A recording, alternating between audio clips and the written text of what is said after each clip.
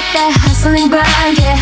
Big business all in my mind. We got what you need and what you wanna hear right here. Oh, late nights, cleaning supplies, yeah.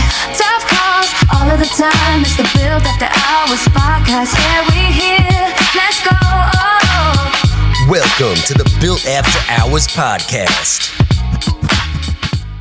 Welcome back to the Built After Hours podcast. I'm your host, Edwin Eaton, and today's guest is someone who embodies the Built After Hours hustle at the highest level. He came to the U.S. with nothing, worked job after job just trying to make ends meet, from dishwasher to landscaper to car salesman, and then he decided he wasn't going to just survive, he was going to build something. Fast forward a few years, and now he's the founder of Bumble Bee Cleaning Services, a multi-million-dollar company known nationwide. He's an entrepreneur, a mentor, and a guy who's not afraid to tell you the truth about what it actually takes to build a business that runs without you. Please welcome to the show, Cristobal Mondragon. Cristobal, Hey, how you doing? I'm doing fantastic, Edwin. Thank you for such an amazing intro, man. Really excited to be here. I've been watching your podcast, listening to some of them, really good information on all of them. We were talking earlier and I started finding you first on TikTok. And every time you would, create a video, it was like a very straight to the point, actionable tip. And I'm like, I need to follow him. And hey, I'm glad that we connected right on the last event on Phoenix. I remember you were like setting up your table, and I'm like, let me get closer and let me ask for his card. And here we are. Thank you. Really appreciate the invite to your program, and hopefully, what we talk today, it's of value to your listeners. And thank you again. Yeah, it's my pleasure to have you on the show. You're a guy with many talents, and so we were kind of talking earlier that at the event earlier this month in Phoenix that we met at. I was glad that you came to the table. I was going to search and hunt you down, but you found me. We talked, and it was great to get to know you in that short little time that we were introduced to each other. But it was a Spanish-speaking event. Mm-hmm. I attend as many of these as possible. I bring my son Alex with me, who speaks Spanish, because I don't. But I've got my AirPods, and it's got the Spanish translation on there. So when you went up on stage, I wanted to hear what you had to say, because you've got, you're big on social media. You got your YouTubes, all your social media platforms, and what you're doing and what you're teaching. And so you watch me, which is awesome, but I watch you too. So I probably picked up a few tips from you on how to do that. But when you were on stage there, you just commanded it, and people were listening to you and getting all that information. So I had to make sure that I was listening with my AirPods to figure out what you were saying to everybody there. So that was such a great event, and really, I was impressed to see so many people, right, and see the hunger of so many entrepreneurs wanting to level up, really, and to learn from other people, and just being really, I'm blessed for being one of the persons that I can share what I've learned so far. I don't know everything. I constantly keep learning. I know that there's you never stop learning in this industry. Man, looking back, I wish we had the information that we have now back then, because before, I'm pretty sure you run into the same issue. It was very hard to get the information that you needed, or the people that were already at some level, they were very apprehensive on sharing, the how-tos. And now, thanks to social media and whatnot, we get to see, and learn from other people who already are where you want to be. And then it just helps you really just to move faster. Yeah. And we're going to dive into your social media, because there's a lot of stuff that you're doing. It's just a crazy amount of information that you're putting out there for everybody. But Cristobal, for anybody that doesn't know you, and most people do, but for the ones that are listening that don't know you, why don't you tell us a little bit about yourself and about your business? Yeah, for sure. My name is Cristobal Mondragon. I'm originally from Mexico, state of Michoacán. I came here to the United States in 2004 for really, at the time, the idea was just to come here, work 2 jobs, and make enough money so I can go back to my country and finish my school, right? At the time, I had already 2 kids. I started very early at 17. I had my first son. And I really needed a way to make money. I knew my studies were going to help me, right? The education really it helps a lot. It opens so many doors. And so I remember I'm like, I'm gonna go to the States, work two jobs. I remember it was this funny story because I remember I Googled it, and actually it was no Google, it was Yahoo at the time. And I was like, I'm gonna Yahoo, how much you make in the United States. $6 an hour. I'm like, I'm gonna do two jobs, $6 per hour. 2 years, I come back with enough money. However, I was not accounting for the cost of living in the US. So that really, and especially where we live, because you're not in Washington State anymore, but Washington State is one of the most expensive states to live in now. States, absolutely. So I moved here and I started working, and I'm like, okay, rent, that takes literally half of your paycheck. Food, another chunk. I'm like, ouch. So those 2 years living here, I remember I told my wife, because she stayed behind, and I said, hey, listen, I think it's better if you guys move over here. So she did. And, over the next years, I end up working different industries. My first job was being a landscaper. Second job, I didn't like to work outside. Working in the Seattle rain, it's not fun. So I'm like, I need to find a job that it's not under the weather. So I moved to the restaurant industry. I worked there for a good 8 years. I worked made my way from dishwasher, prep, cook, and then eventually chef. While working there, I was making good money, and but I needed to supplement the income. I went to this car dealership in Linwood called Harris Ford, and my job was my idea was to find a job for load boy, washing cars, moving cars around. And I remember the manager comes down to me, he's like, hey, you speak Spanish? And I'm like, I do. He's like, we need a salesman. I'm like, gosh, I don't know how to sell. And he's like, we'll teach you. And I'm like, okay. So I go the next day, and man, it's just one of those lucky moments where, you got your first sale. I remember I sold a truck to this guy from, it was from the Tulalip tribe.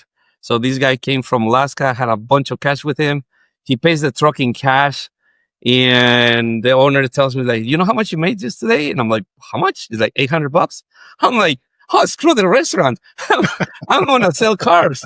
And then, that's when I made the switch to it. And I ended up working in the car industry for another good amount of years. And then I learned a lot, really. That's when I started learning more English at the time, because when I first hired me, I didn't speak as much. So I learned the language. I learned how to connect with people. I learned, what to say.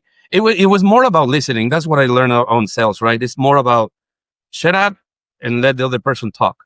Yes. And then that's really what you need to do. And then you become the bridge, to close that. And so, yeah, that was fortunate for me to get that job, because a few years later, my wife started working for a post-construction cleaning company. So they were not doing residential or anything. It was exclusively post-construction cleaning. So she was hired as an employee originally. And a month later, the owner of the company sent a little note with my wife. And then basically said, hey, if you open an LLC for her, I'll pay her from $14 an hour to $20 an hour. I'm like, oh, that's a big jump. Let's do that. So I opened an LLC, got the insurance, and then she started working as a subcontractor. A few weeks later, while we're having dinner, she's like, hey, Chris, we already have the license. I already know how to do the job. How about we start our own? And Edwin, I'm telling you, at the time, I'm like, you're crazy. Cleaning? No, thank you. And it just sounded too far-fetched for me. It's like, we don't know how to open a business. We really operate it. Cleaning is not appealing to me. And 3, I have a very comfy job. I'm working from behind the desk, answering phones, meeting people, getting paid, commission.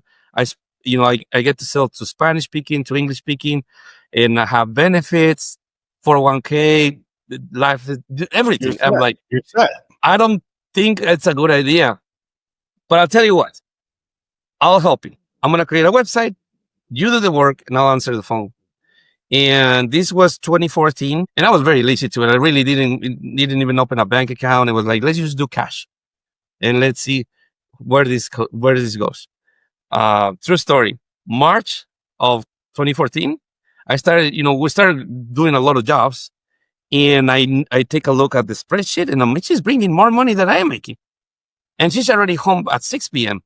And I'm like, wow, there is money here.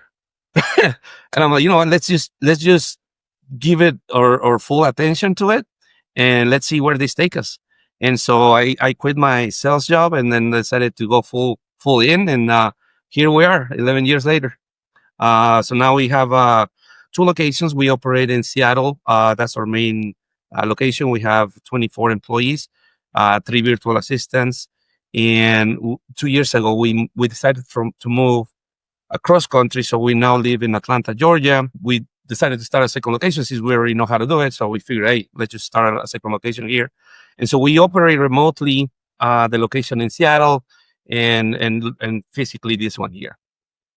Wow. Amazing. I mean, Yeah. from a landscaper to a dishwasher to car salesman, and then just on a whim, Yep. your wife's doing construction cleaning for another company, and then all of a sudden you're subcontracting, and now you're a business owner. That's right. Crazy, but that's how it happens, right? That's usually what ends up happening. It's more like the opportunity kind of presents itself, and then you start working on it. The next thing you know, this industry, it's amazing. Honestly, I thank my wife that convinced me to go for it, because it allowed me to, send my kids to school, pay their, tuition, whatnot. Gave me everything I wanted, really. And it just keeps growing, right? When I started going to different events and I start seeing people that are just way high, and I'm like, wow, this industry has really no limits. You can just keep scaling as much as you really want to, really. Yeah, as much as you put into it, that's what you get out of it. Mhm. So let me ask you this, because I know for me, and I do mentorship, and so do you. But I know one of the pain points, or I don't know if it's a pain point, but a lot of new business owners get into it and they try to come up with a business name. Try to make something catchy, appealing. How did you come up with the name Bumble Bee Cleaning Services? That's a great question. At the time, well, when I first opened the LLC for my wife, right, when she was a subcontractor, I didn't do research. I'm like, I'm going to put her last name, Mendoza's Cleaning LLC. Very simple. But then when I'm like, you know what, let's make this one legit. And I'm like, who are we going to be selling this service? I'm like, yeah, and we could just keep Mendoza's Cleaning, but I'm like, there's a lot of Mendoza's Cleaning in the area. I need to separate myself from it. And I'm thinking, it needs to be something easy to remember. It needs to be something that, resonates with, what we do. So I started kind of playing with different names, right? And then, and we figured, hey, let's do, the original name was Queen Bee Cleaning. And I'll tell you why we had to change the name in a bit, but originally it was Queen Bee Cleaning Service. I'm like, yep, bees are hardworking, and they're clean. So let's do Queen Bee Cleaning. It's easy to remember. And it shows, that we're hard workers. However, when I ended up messing up on that part, I didn't take the chance to trademark the name. So I only opened the LLC, and we figured that was it, right? It wasn't until 3 years ago that when we finally moving across state that I'm like, you know what? I'm going to trademark it. I ended up finding out that a year before I decided there was another company in Ohio who trademarked the name Queen Bee Cleaning. I'm like, oh my God, what did I do? So now I'm like, well, we already got invested on the website. We have a lot of SEO behind it. I don't want to lose that. What can we do to, I guess, make a quick fix? And I'm like, well, let's change it to Bumble Bee instead of Queen Bee. So we submitted the application for trademark, and it went through. And so now, it's the new name. And so, yeah, so that's a lesson learned, guys. If you open a business, definitely trademark the name. Yeah, it was an extra step that I didn't want to take at the time, and then it ended up costing me money in the long run. So don't do that. Yeah, no, I mean, name fits perfectly. Now that I hear the story behind it, the logo is clean and fresh. So that's great. That's great. Yeah. So Cristobal, take me back to day one. What was that like? So you were selling cars, and then all of a sudden you said, let's just do this. Your wife's making a lot of money. You see the potential there. What was it like when you first started? Like, how did you find your first customer? Like your first employee? How did that all work for you? God, this is a funny story, and people sometimes don't believe it, but we literally scaled the business from zero to about $30,000 using nothing but Craigslist. because that's all I knew at the time. My job at the dealership was, hey, we get the cars from the auction or from wholesaling from other places. Your job, Chris, is to take it to the shop, to detail shop after the car is detailed, take pictures, upload them to the website, but most importantly, post them on Craigslist. Craigslist, it was a gold mine for car dealers, and it still is. It's a site that still has a lot of traffic. Back in the day, there was no marketplace, no OfferUp. Craigslist was the marketplace to go and buy stuff and sell services. So usually my job was just to post the entire inventory, 200 cars every day. And then the phone will ring, and that was my job. So I'm like, well, I don't know anything else. I don't know marketing. I don't know SEO. I don't know nothing. So I'm just going to go to the service section and I'm going to post every day. And so one, I guess, trick that I did, and it still works because I still do it, is I created 3 different ads. So I purchased 3 different virtual numbers that will ring to my phone. And I created a different ad. Think about like A/B testing nowadays, right? So I post one ad with my company name, another ad where it made it look like it was an independent cleaner, and a third ad making it more like it's a smaller company. And I will post them every day.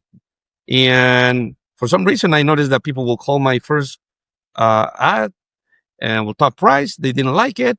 They will hang up, find my other ad, call me, and then they will close the deal. And so like, I think I just spoke with yours. I'm like, you did? Yes, it's the same. And so I would just tell them something like, oh, I have to do this because my competition keeps flagging my ads. And they didn't care. They just book. And that's really how I started. It was posting ads on Craigslist. I will answer the phone, but it was awkward at the beginning because I still had my job. And I didn't know if the call was from a car customer or a cleaning customer. Oh, right. So, and I didn't want my buddies to know that I was selling cleaning because they would be like, what are you doing? So I will phone ring and I will walk out the lot and I will say, hey, this is Chris. How can I help you? And I'm like, oh yeah, I'm looking for a quote for a move out or wherever. I'm like, oh yeah. Tell me. And that's one of the things also that forced me to kind of create quotes over the phone, because traditionally back in the day, you will have to set up an appointment and then go in person and do an estimate. And it was like just too much back and forth. And I'm like, I can't do that. It takes time. It takes gasoline. It's just, I need to come up with like some simple price list.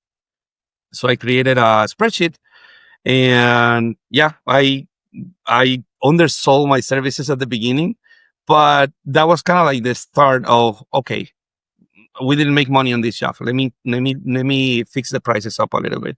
And I started just creating this price list that will allow me to just give quotes over the phone.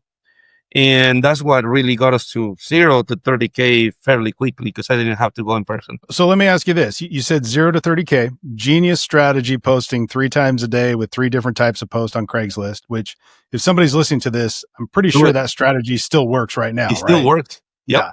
So how long did it take you, still working your day job, selling cars at Harris Ford? How long did it take you to go from 0 to 30K? It was 5 months, really. But third month we were making 20K. And then that's when I'm like, you know what? Because I still have my job. And like I said, the first months I didn't even track anything. It was all cash, a couple checks, blah, blah. But then I started creating the invoices on Google, like on Excel. And it was not even Google Sheets, it was Excel. And that's when I started actually tracking the sales. Third month, I run, like the calculation. I'm like, oh my God, there's 20K there. And that's when I'm like, she's making more than I am. And she's by home at 6 p.m. I still have to be here until 8, sometimes even 9 p.m. And I'm like, you know what? I'm just going to quit. And then we quit. And of course, like anything, right? The moment I quit, we got our first bad review, the first customer that didn't pay, the first bad complaint. And I remember it made me think. I remember I said, damn, I think I messed up.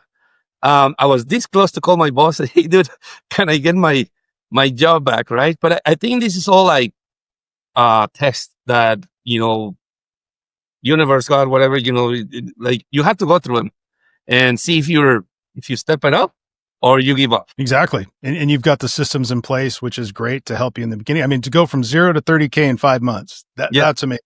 I know there's a lot of people listening to this show right now that are saying, dang, if that strategy worked, I'm going to do it. Because I mean, honestly, you're a mentor too.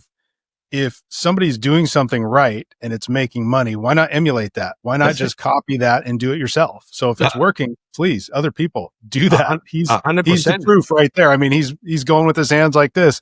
Yeah. He quit his job as a car salesman because his wife was making more in the cleaning industry than he was. That's just amazing. That's 100%. And what got me to the other thing here, like fairly quickly, and I learned this from another guy who's selling insurances. So when you're in the car industry, right, most dealerships, they already work with an insurance agency. So before you let the car drive off the lot, that car has to have full coverage. And so we work with this company. It was for the longest time. And there was this guy from Cuba. Pretty sure he's listening to this podcast. He'd be like, "Yep, that's me." So, anyways, he based out of Renton. He was an insurance broker, and every Saturday he will go to literally every dealer on Highway 99 with a box of donuts and a little flyer saying, "Hey, I'll give you $30 for every customer that you send my way." And the general manager always blew him off. "No, we already have an insurance. Sorry, leave the donuts. That's fine. But we already work with someone." But he never stopped doing that. And I'm sure right now he still owns not owns, right, but he works with all the car dealerships. Eventually, my general manager says, "Hey, call this guy, and still start working with him." It was his persistence, right? And then bringing something along with him, like a box of donuts or Krispy Kreme donuts, I remember. And I'm like, "Wow, I'm going to go and visit property managers and I'm going to bring some donuts and I'm going to introduce myself." And that's how I was able to get like another K fairly quickly. Guys, when you visit someone and you bring someone, if they feel a little compelled to give something back, right? To really, not just, because remember, a bunch of people are calling these property managers, right? Selling them left and right. But take the time, show up yourself. And that way they see who they're going to do business with. You bring in a little something with you, and that goes a long way.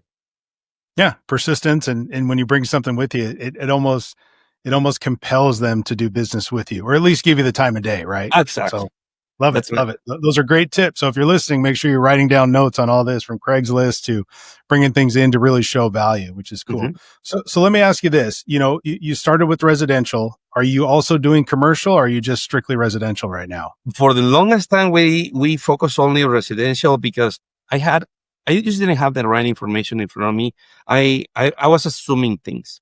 So whenever we get a quote or a quote request from let's say a gym, I already had my prices on my mind for like $60 per hour per person on residential, and I will try to sell it at this price point for commercial. It's good luck with that, right? It's not the same, but and then I will get no's. I will say, "No, that's way out of my budget," and I'm like, "Yeah, that's fine," And but I will ask him, like, "What's your budget?" And I'm like, "Oh yeah, I'm looking to pay $90 per cleaning or whatever."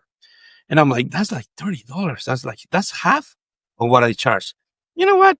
I'm not gonna focus on that. I'm gonna focus on the $60 per hour. However, there's another guy who I thank him because he really opened my eyes.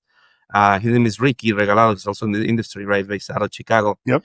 He sees me when I was already promoting my coaching business, and he lets me know, it's like, "Hey, Chris, I'm going to have an event in Chicago. You're more than welcome to come in. We're totally all commercial." And then he tells me something like, "If you're already making 7 figures selling, residential cleaning, you can make a killing on the commercial side." And I'm like, "Yeah, I already tried. It's really not my thing. It's very cheap."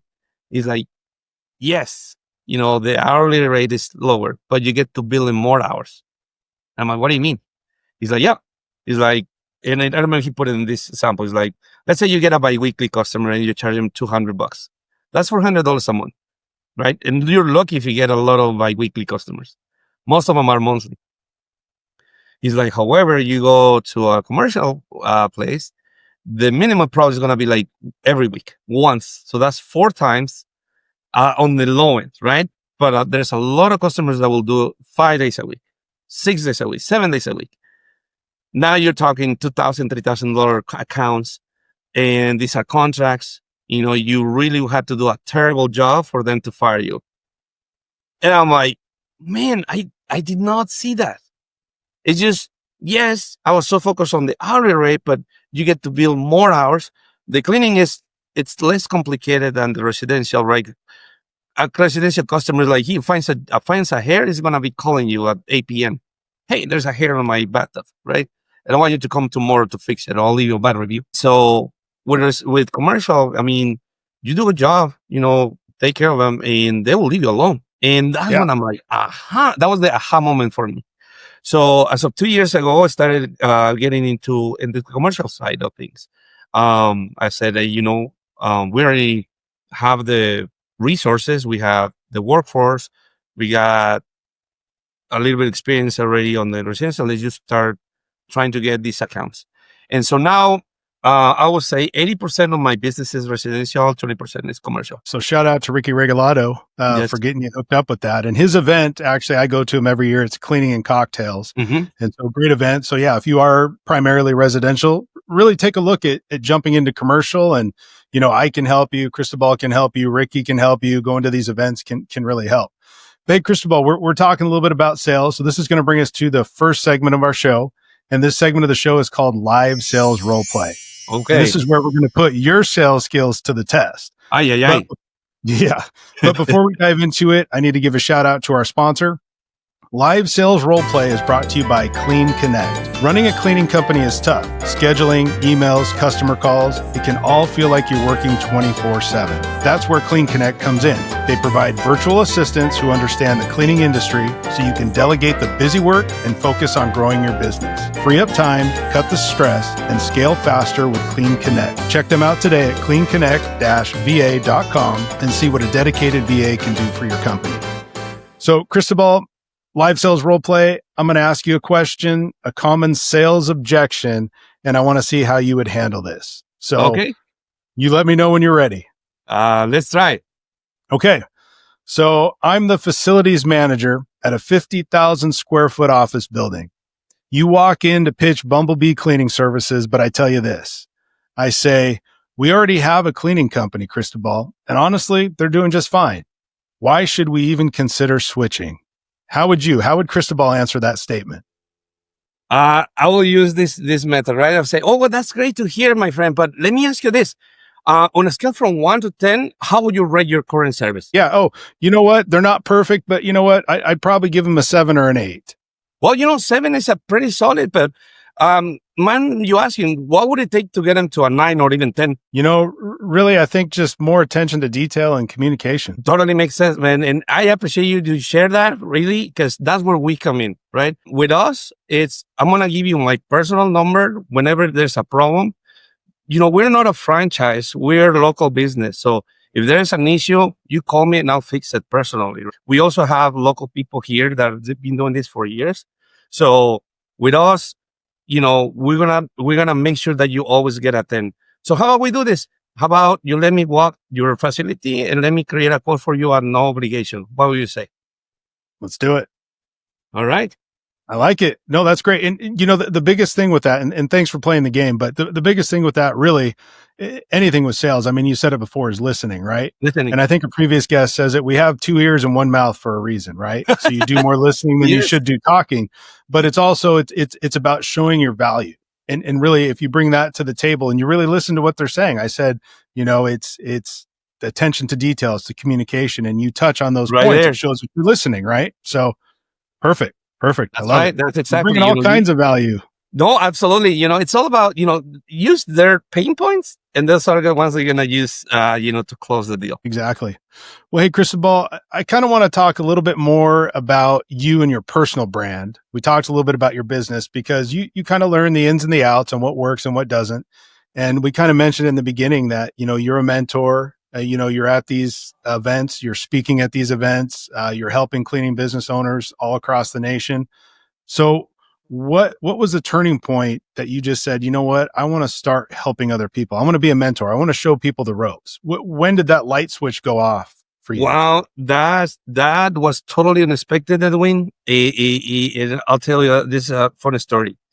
So let me go back a little bit because this was like a continuation of things that happened. So even though we already had a good cleaning business that was generating money, in the back of my mind, I was like, you know what? Is this not my thing? I need to find something else. This is my wife's business. I'm going to start something else. In 2016, so that's 2 years after we opened the business, a friend of mine heard about this opportunity to open a restaurant in Shoreline. And he calls me up. I remember I was in Disney at the time, and he's like, "Hey, Chris, I got this guy who's selling a restaurant very cheap, man. I think it's a great opportunity. It's right on Highway 99 by Shoreline. And, there's really no Mexican restaurants there. There's like a couple ones, but like they're further south. So, you know, you come today." And I'm like, "Dude, I'm in Disney, but I'll be there tomorrow." I cut my vacation short in order to come back. Because I thought this is it. This is what I've been looking for. And remember, I work in the restaurant industry for so many years. I'm like, this is it. My wife can have her business. I want to have my restaurant. And man, I was so blinded. It was like the shiny object syndrome, right? That most entrepreneurs have. It's unfortunate. It's like a double-edged sword, right? Yes, you can spot opportunities, but sometimes it just distracts you from what you're currently doing and it's working. So what I ended up doing is I put all my savings, I remodeled the place, we launched it. But that area, man, is the most sketchy area in the Seattle shoreline. I mean, you name it, you see everything in that area. And that right there will literally, it never let the restaurant grow. It was like a dangerous area to be in. And what did I do? Sales, the first months, they kind of took off because it was like a new restaurant in the area. All the neighbors go and meet you. But then it kind of levels down, right? And it's just kind of like going like this, up and down, up and down. And whenever I will have a slow month, I will grab money from the cleaning business and I'll tell my wife, "Listen, I need to borrow 5K, 3K. And she'd be like, no, no, no, no, because that money is for payroll taxes." And I didn't understand what it was because remember, we're still new in the business. So I'm like, I see money there. Just grab it. And then next month, I'll pay you back. That never happened. And it's just 1 month I will grab 1,000, 2,000, 3,000. So I was rolling period to pay Paul, right? That eventually caught up to me.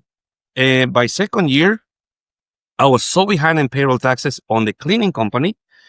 And the restaurant was just a cash eating machine. All of the money, it was just rent, gas, labor. And eventually there was no exit. And so we had to file for bankruptcy. That was hard, man. My kids were about to go to college. I'm late 30s. I don't have the energy as I did as when I was young. And I'm like, my God, what did I do? Lost everything. But when we went through the bankruptcy process, so, I was able to keep the cleaning company. The restaurant, had to get rid of it and start from scratch. And I remember I felt this horrible hole that I ended up finding myself into. And I said, man, I really messed up. But you know what? The clean business still grows. It's there. It doesn't not going anywhere. Screw any other business. I'm going to focus on this and I'm going to double down to what was working. 2018, 2019, I'm just working like a horseman. And I started learning about SEO, pay-per-click, because I knew that was a leverage that I needed to control. Right? When you pay agencies to do the marketing, it becomes expensive, but you definitely need marketing. So I'm like, I'm going to learn marketing myself. And I started buying courses left and right and how to do Facebook ads, pay-per-click ads, SEO, and you name it. And I started applying for and learning to the business and it starts taking off me. And I'm just focused on it. I'm like, you know what? I'm going to turn this ship around and start to learn more about, budgets. That was a thing that I just didn't understood. And that's what eventually took me to bankruptcy. Budgets, salaries, payroll tax, workers' comp, all that. And I understood the ins and outs. I'm like, okay, now I understand how to run this thing. And then I started just doubling down. 2020, actually it was 2021, I'm sorry. I got this email from YouTube called Upflip. And it was a cold email, and literally said, hey, we interview businesses in the area. We already have interviewed landscaping company, a painting company, and a shoe company, I remember. And it's like, we're going to be in the area sometime next month. That was like in March of 2021. And I knew that was an opportunity for me to showcase the company. And we were doing a lot of Airbnbs. So my idea was like, oh, this interview will help me to reach Airbnb owners so we can clean for them. So I said, yes, let's do it. I'm interested in the interview. They said that it was going to be in the next week. They don't show up. I totally forget about it. September of the same year, I'm working from home and I see this Tesla pull up and then like a Jeep, like they have camera equipment. I'm like, who are these guys? And I come out because like we don't receive customers at our home, right? We were and we still operate from home. And I'm like, who are these people? And I come out and I'm like, hey, how can I help you? And he's like, yeah, we're with the channel. Offlip, are you ready for the interview? And I'm like, guys, you should have told me. I was not wearing, if you go watch that interview, I'm not wearing my uniform. I'm at home. So they just and said, here we go. No, let's film this. Nothing. And so I'm thinking, it's not going to be, I mean, they're like, are you ready? I'm like, sure, let's do it. Right. Let's make it happen. So they start asking me these questions. They're like, so Chris, so, what systems are you use in your business to run it? And I started just telling the truth. Oh, I use, Jobber, and I use Google Local Services ads, and literally very transparent with every question they asked me. And then it's like, can we go to one of your Airbnbs to see how you clean it? Of course, come with me.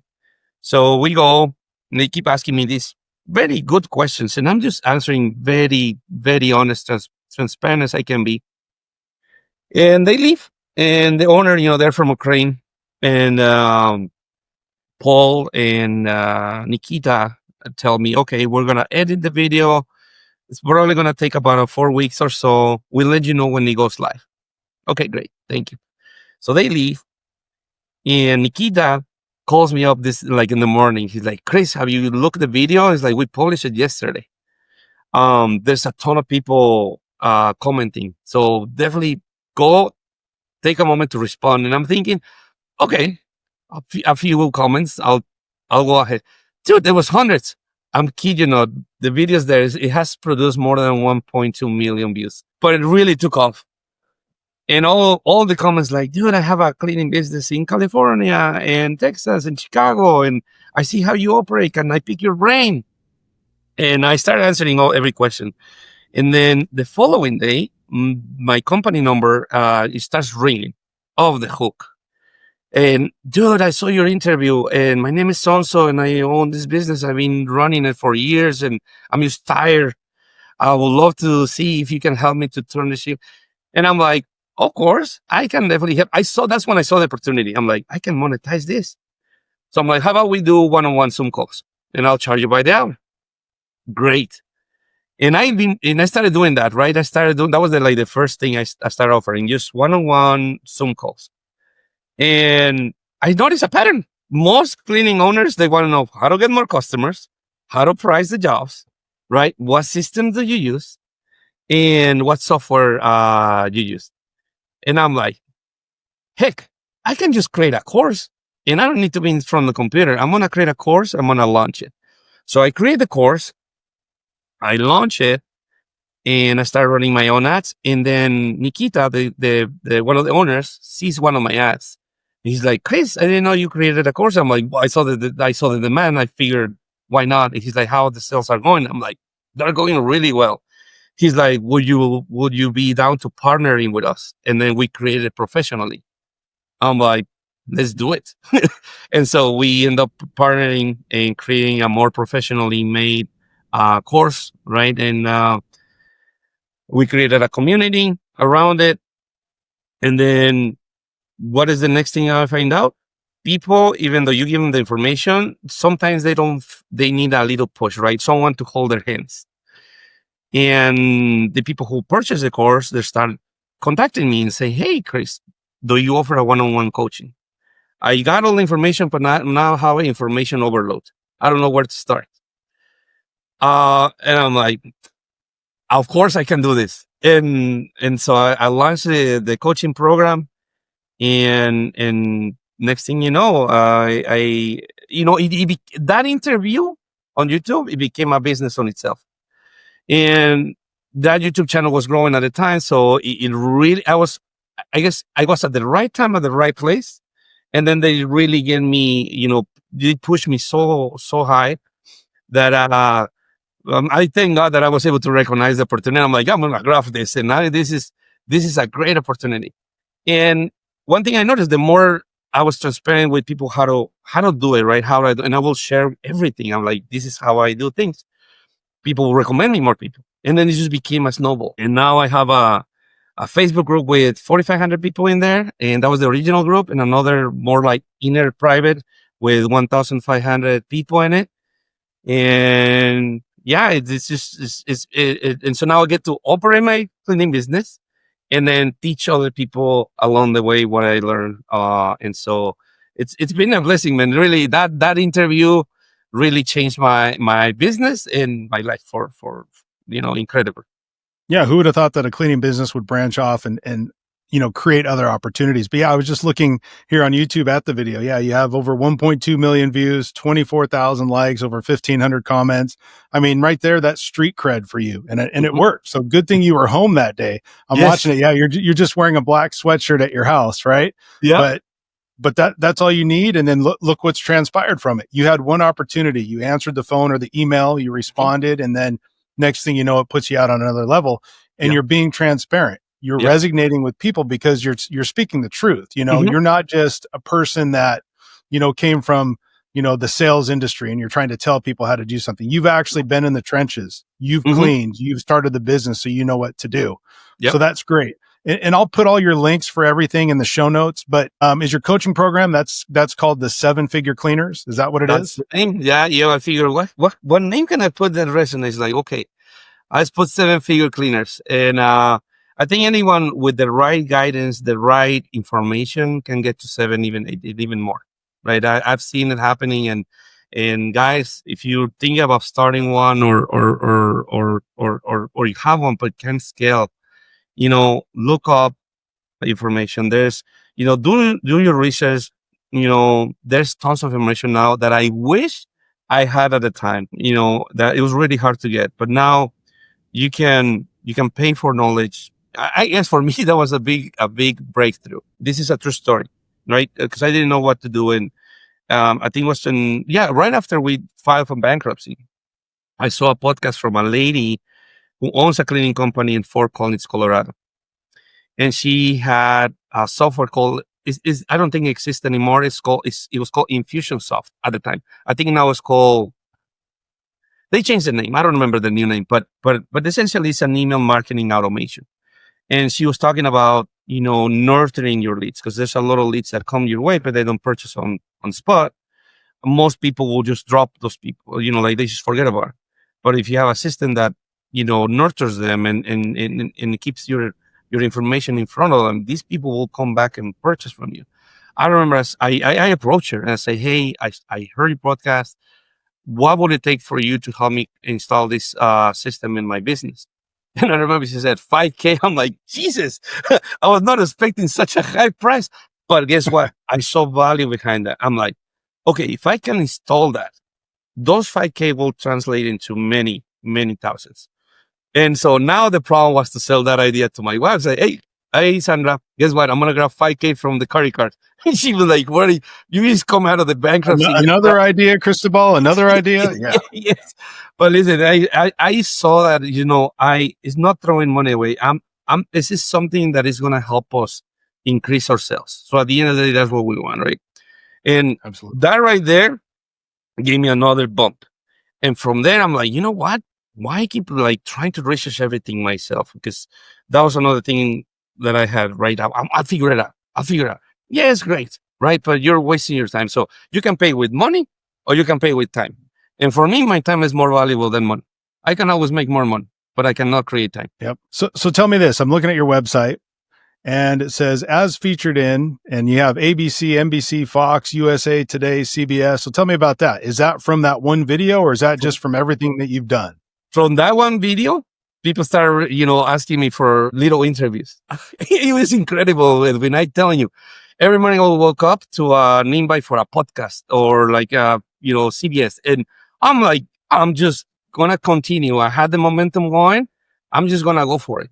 And so, yeah, it was, everything started because of that one video. The hustle right there. And you took advantage of it and the opportunities came about. Amazing. That's just an amazing story. And like I said, I'm going to put all your links and everything to your courses, to your website. I'll put that in the show notes. But Cristobal, this is going to take us to the next segment of the show. And this segment of the show is called After Hours Confessions. But before we jump into it, we need to give a shout out to our sponsor. After Hours Confessions is brought to you by DLN Web Studio. If your website is basic AF, if you're losing customers fast, DLN Web Studio is the go-to for professional businesses that want to stand out. From pixel perfect websites to killer marketing materials, logos, and more, trust the pros to lock in more customers. Ready to upgrade your online game? Head to dlnwebstudio.com.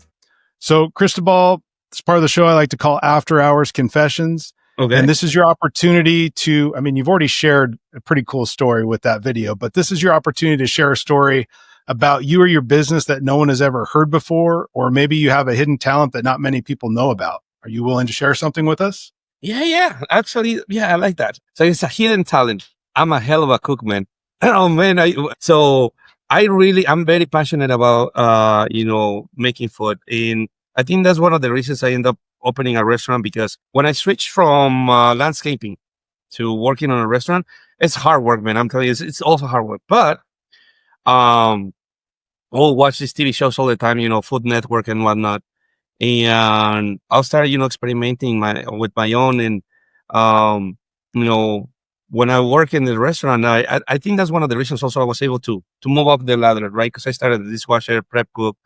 I also did serving. That's the only part I don't like, being a server. You walk a lot and you dealing with people. Like, I'm just gonna go back to the kitchen. Let me do my thing. When the opportunity presented itself, I really thought that was like my calling, right? I'm just gonna go and become a restaurant owner. But I also learned something, right? Not just because you know how to cook, it's totally different from running a restaurant. And a restaurant is really hard to operate. The margins are razor thin. With cleaning, it's so much more simple, right? You're selling a service. So I would say, one of my hidden talents that I still do, because I'm the person who actually cooks at home. And my wife is like, "Hey, can you cook me now this?" And she sends me like just random recipes. I'm like, I got it. So I love the kitchen as well. Very cool. So speaking of kitchen, speaking of the restaurant, we never heard the end of that story. So what did you do with the restaurant? Did you end up selling it? What happened to it? We end up selling it it was so hard to sell it though, because with my partner, right? And then there's another thing, right? You need to be also, when you go in a partnership, a mistake that I guess can be a lesson for everyone out there. This person is longtime friend. We went to school together in Mexico. We lived together, super tight, right? And when the opportunity presented itself, we didn't take the time to make a contract. So it's more like a lot of verbal, right? You do this, I'll do this, blah, blah, blah, and split the cake. And the problem is when things are going fine, yeah, it's fine. But when things start going south, just one person started going one direction, another person started going another direction, and the money it just creates this tension between the relationships. I remember I approached to him. I say, "Hey man, the restaurant is really not making money, and I'm constantly grabbing money from my other business to keep it alive. I don't know how much I can continue this trend, and I think we need to sell it." And he was not okay with that. He's like, "No, man, I would put so much money." I'm like, "Me too, man," and like the time and whatnot. So eventually we agreed that we needed to sell it. But now try to sell a business when they ask you for the profit and loss, and you're upside down. Good luck with that. And so that just dragged the last months, right? I remember we had the conversation like in July of 2017, and we were end up selling it in November of that year. But we had to talk to so many people. They went and look at the place. They'll show me the numbers, and then they will look also at the location. It had a huge parking lot in the back, but like 3 spots in the front, right on Highway 99. So a lot of people will think that there was no parking, and so we'll just drive off. And so people will notice, potential customers, and yeah, no, I'm not interested. And then you just keep paying rent, and then the bills just keep going up. Eventually, we sold it to a guy who was not looking to open a restaurant. He was looking to open a nightclub. So he comes, he's like, I don't care about your sales, man. I care about the building. I'm going to put a nightclub, and that's all. But this is all I have. And to give you an idea, we invested about 80,000 to get into the business, plus maybe another 100K to remodel it and whatnot, plus the time. We sold it for 25K. Yes. And literally that money we just evaporated because I still had to pay, the last labor of the last employee that has stayed with me until the end. I couldn't pay everything. That's why I accumulated so much debt, and now the landlord sued me for not fulfilling the 5-year lease. Food suppliers, left and right, electricity, gas, water, city of the Shoreline suing me for not paying the bill. It was hell. I don't wish anyone to go through this. But I guess at the same time, right, it's just things happen for a reason, and I wouldn't be here if that were to happen. Probably when COVID hit, I would probably died of a stroke right there if I had the restaurant at the time during COVID, right? But hard lessons that really force you. That's when it makes you or breaks you. But it was a great decision to get rid of it. And I'm sure, what is the saying? Happy wife, happy life. She was probably very happy that you got rid of it. Oh, 100%. And she was happy. She's like, dude, we were bleeding money and you keep grabbing from the cleaning business, the only business that is stable. And so I ended up accumulating also, it was like, we owe to the IRS $80,000 in payroll tax. And I couldn't, the bankruptcy doesn't work with the government. The government is like, okay, great. I'll just give you some time, but you need to pay that. And so we end up working a payment plan with them. And we owe $80K in payroll taxes. And thanks to the course, the coaching, I was able to pay that back in a few months and then get out of the hole. And so now, looking back, it's kind of funny, right? It's sometimes I laugh at it, but man, when I was going through those months, they were tough. Yeah. And I think as business owners, we all have a rough patch that goes through, but I mean, it just goes to show, especially with your story, there's greener grass on the other side of it, right? That's right. But you did amazing things. Again, you ran with that opportunity you had. But hey, I want to talk a little bit more. We got a little bit of time left. I wanted to talk some more about, your personal brand, because that seems to be taking off quite a bit. I see you on all the platforms, YouTube, Instagram, TikTok, Facebook. Is there a platform that has really made the biggest impact for you? Instagram. My kids make fun of me because I'm more like a Facebook guy. And they always tell me like, oh, that's for old people. And so I had my Instagram account, but I barely used it. I was more on Facebook and, TikTok. I started using it and I started using them all, right? And I will repurpose my content. Some maybe interviews that I do like this one, or maybe I'm talking with a student or whatever. And I will clip these videos and I will post them on everywhere. And Instagram, it seemed like they just, I think I had like 13 followers and it was like my family members. And so now I think it's like a little bit over 7,300. Oh, wow. So, okay. But most of them, there's like cleaning business owners who sees my content and then they send me messages that, hey, I need help. TikTok, yes, I think I have more. I think I have like 12,000. It hasn't grown as much. Last year it was growing faster, but I think for what I see, right, TikTok, it reaches new people, but actually people who actually want to do business with me is more Instagram and Facebook and YouTube. Actually, YouTube, very good platform. A lot of people say, hey, I saw your interview, man. And that's a video that YouTube. You're a sensation on YouTube. Come on. 3 years ago, that interview, and it still brings me leads. That's awesome. That's Yeah. awesome. So for the new business owner that's listening, residential or commercial, what would be your marketing advice to them if they're thinking about doing something on social media? You know, I say it a lot. I'm opposed to the before and after photos kind of thing, but I'm more commercial Me than I too. am residential. But what advice? What kind of quick advice would you get somebody that's thinking about doing some marketing on social media? That's a great point, and I want to touch on that. Don't do the before and after photos. Thank you. I did it because at the time I thought, oh, I want people to show, how we can turn this ugly bathroom into this shiny bathroom. What do you think is going to happen? You're going to attract more of that. Don't do that. Just post your most nicest pictures, nice living room, nice kitchen, or if you're doing commercial, a nice lobby, and just post the results. Don't post the before. If you do this on your social media, Google, My Business, Facebook, Instagram, guess what? You're going to attract more of those ones. So yes, that's actually a great point, Edwin. Don't do the before and after. It doesn't work. It doesn't. So you're big time with that YouTube video. You're big on social media. Are you still handling your own social media, or do you have a team that manages it for you now? I have a team, yes, because it takes quite a bit of time to record the videos, edit them. And so what I end up doing, and this is something that also every business owner should do, get a virtual assistant. My very first virtual assistant, it was on my cleaning business. I was doing every customer service call, every sales call, every email, everything. And how I ended up actually hiring a virtual assistant, because my wife at the time was doing the cleanings. And from time to time, you're going to run into these customers that no matter what you do, they're not happy. Right. And so I will get a call and say, hey, the cleaning team did a horrible job. And I know it's my wife's team.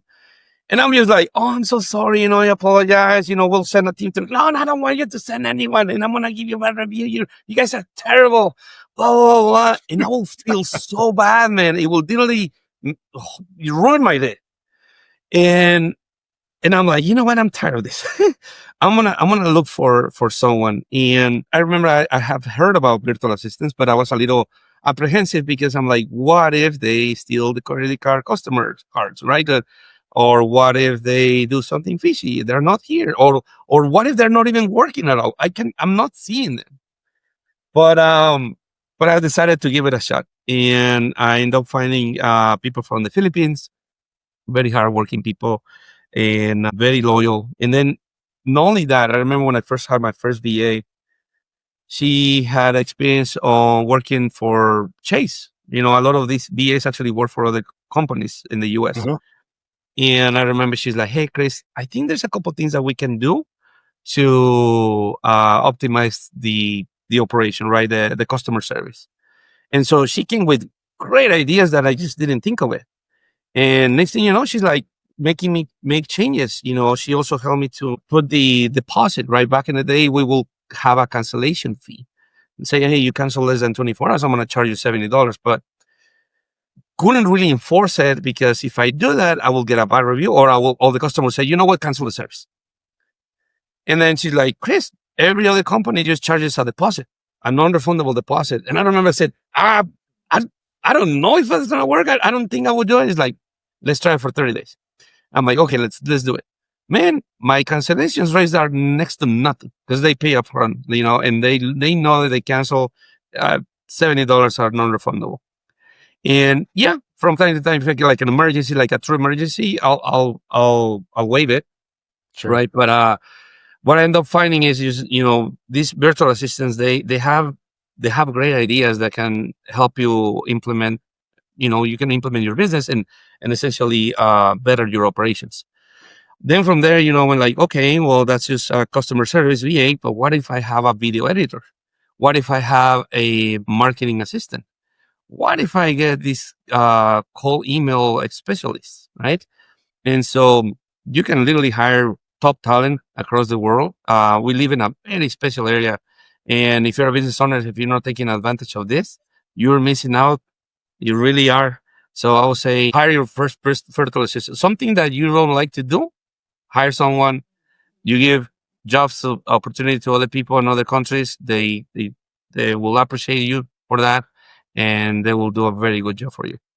Absolutely. And it's cost effective. And shout out to our mutual friend, Carla, and who is a sponsor of the show with Clean Connect. If you are looking for a virtual assistant, definitely look into that at Clean Connect. So very, very cool. I'm still doing my own social media, so I may have to look at a VA to do that for me too. No, it definitely frees up so much time, and because it really, so my social media is a lot. You have to, okay, what content I'm going to post, and then at what time, and then all the platforms.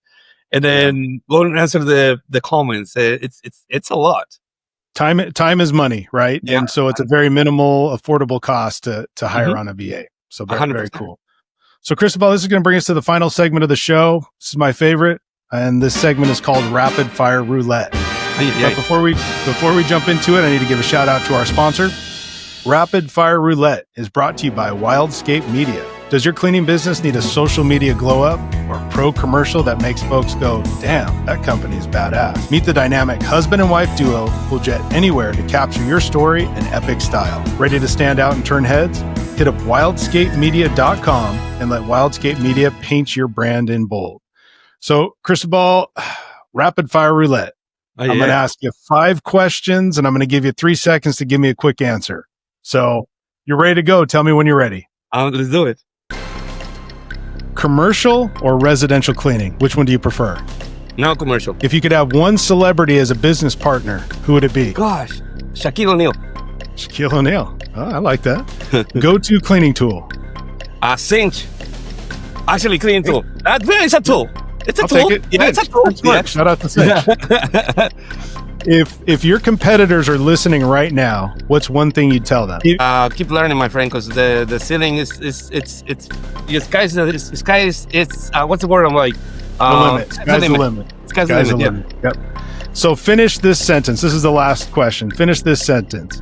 Cristobal is a very honest coach and hardworking person, and if you need help in your cleaning business, definitely get to know me. Love it. And you're right. You're humble about it. You are honest about it, and you will help people grow their business. So that's awesome. So I like to play games on the show, so I appreciate you playing. Before we close out the interview, I just have a couple more questions for you. This has been a great conversation. It's great to know you, to get to know you more, to learn more about your business. So you've built digital products, courses, a full consulting brand. What advice would you give other cleaning business owners just starting out? Just from what you've learned over the years of being in the industry. I would say reach out to people who resonates with you. So, for example, their values align with your values. Like I said, I think that was one of my biggest hacks I found on a later, entrepreneur experience, is that you don't have to do everything yourself, like doing research, right? I see this at a lot of times when I hear people say, hey, don't pay anyone, just go to YouTube and you can do your own. And to that, I say, yes, you can do that, right? But at the end of the day, it's not free. You're paying either with money or with time. And, I think we all agree that time is more valuable than money. And for me, it's like, hey, just pay for specialized knowledge. If you get stuck at some point, right, and you don't know what to do, just reach out to someone. Invest in that person, and you're going to get the answer that you need. You're going to avoid so many problems, so many. You're going to save money on the long run, I'm telling you. Because now you're going to avoid the issues, you're going to avoid the problems, and you're going to get the answer right there.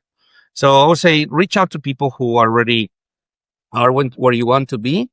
And especially, if their values resonate with yours, that will go a long way. Big time. It's got to be a good vibe. It's got to be a good fit. And I love the mentor piece because, I found a mentor in the beginning that helped propel me, right? They're not going to lead you down the path of their failures. They're going to tell you what the failures were, and they're going to point you in the other direction. And for people that know me, I love to quote great philosophers. And the great philosopher Pitbull said, ask for money, get advice. Ask for advice, get money twice. And I love that statement because when you ask a mentor for advice, they're going to put you on the path that's going to help you make money. So 100%. I love it. And again, reach out to Cristobal if you guys need assistance growing your company. He's going to help you out tremendously. But, last question for you here. When someone mentions your name 10 years from now, what do you hope they say about you? Oh, gosh, I think nowadays there's also, aside from, there's a lot of coaches, there's a lot of information out there, but also there's like bad information. I will want to be remembered as a person who actually honest and give you straight shooting advice, right? Someone to say, hey, you know what? That guy never took advantage of anyone and actually gave me a good blueprint in my business. I guess I really want to separate myself. Hey, yeah, that guy is legit. Love it. So are you doing any speaking events coming up? If people are listening to this, they want to meet you in person. Is there an opportunity to meet you anywhere? Are you speaking at any upcoming industry events? No, for the end of the year. There's one in next July, unless this next year. It's we still haven't confirmed it, right? It's in Las Vegas. I don't even know the name yet. So still, we're still on talks. So if it happens, it's gonna be the week of the 4th of July week on Las Vegas. So if it happens, I'll post it on my personal website. So you can come and visit me, get to connect with me, and then I'll be more than happy to meet you guys in person. But yeah, that's the only one that I know that it's a maybe, still a maybe. But nothing else. You had me at Las Vegas, so I'll definitely be there. There you go. So, hey, I mentioned it before. I'm going to put all your socials in the show notes so that people can link up with you. Cristobal, I'm glad that we finally got to sit down and have this conversation. I've been wanting to get you on the podcast, so it's great. I mean, from being a dishwasher to bankruptcy to being a business owner to being a YouTube sensation, I mean, taking those opportunities and running with them. I mean, you're definitely, a definition of what this podcast is about, built after hours, right? You've really built something into something that's just amazing. So I can't thank you enough for being a guest on the show. Edwin, I thank you. No, thank you. I really enjoy this podcast, right? It's, the synergy that I can feel right now, your questions, you have a nice way of, getting me to talk, right? English is not my first language. I still sometimes struggle to find like the right words, but I'm telling you, you made me feel very comfortable. I really thank you, man, for inviting me to your podcast. And I hope, some of the tips that we dropped today can help, your listeners and looking forward to, connect with you again at some point in the future. If you do another podcast, definitely let me know, man. We'll have to do another one, but yeah, thanks again for coming on the show. No, thank you, Edwin. I appreciate it. Thanks again to Cristobal for being a part of the show. If you enjoyed this episode, drop a comment, share with a friend, and don't forget to subscribe so you never miss the next story of entrepreneurs grinding after hours. We'll catch you next time. Thanks for checking out this episode of Built After Hours podcast. Please be sure to like and subscribe and share with someone you know who is building after hours. Remember, be bold, take risks, and get results. See you next time.